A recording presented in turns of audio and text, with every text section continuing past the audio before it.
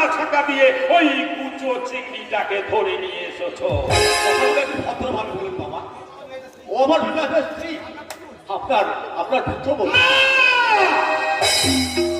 কোন ভিখিরি ঘরের মেয়েকে আমি পুত্রবধূ হিসাবে মেনে নেব না। শান্ত, বাবা বাবা তো খুব আমার ওপর রেগে আছেন, হয়তো আমার কোনো কথাই উনি আমার শুনবেন না।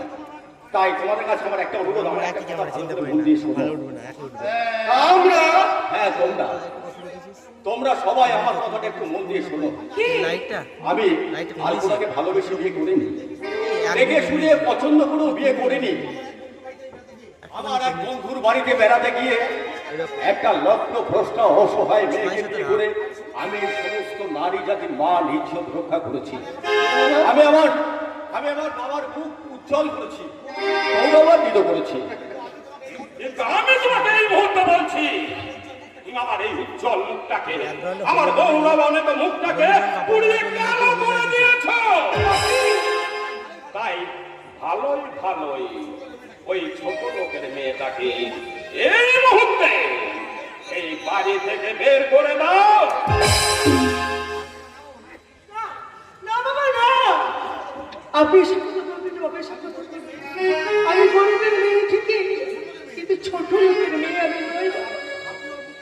আপনি ওর মুখটা একবার ভালো করে দেখুন বাবা, ও কত শান্ত সমাহিত সেবা।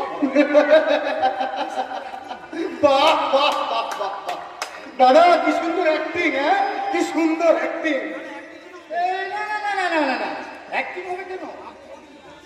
বাবু আপনি তোমাদের মুখটাকে দেখুন। না না বাবা, বাবা ওই ছোট লোক মেয়ের মুখ কোনো দিন দেখবে না।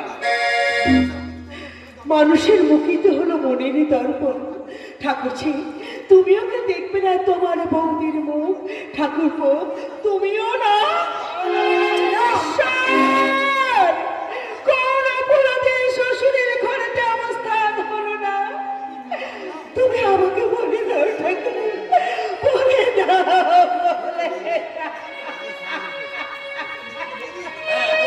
না প্রশান্ত, তুমি আমার স্ত্রীকে ছোবে না, কারণ এই বাড়ির পিছন ফিরে তাকিয়ে থাকা মানুষগুলো তোমাকে না ছিললেও আমি কিন্তু তোমাকে খুব ভালো করে চিনি প্রশান্ত। আপনি ভুল করছেন বড়দা। না প্রশান্ত, ভুল আমি আগেও কোনোদিন করিনি আর আজও করছি না। তাই নির্ভরতার কণ্ঠস্বর উচ্চ গ্রামে তুলে আমি সবাইকে জানিয়ে দিতে চাই, সে বাড়িতে আমার স্ত্রীর কেউ মুখ দর্শন করলো না, যে বাড়িতে আমার স্ত্রীর বধূরূপে স্থান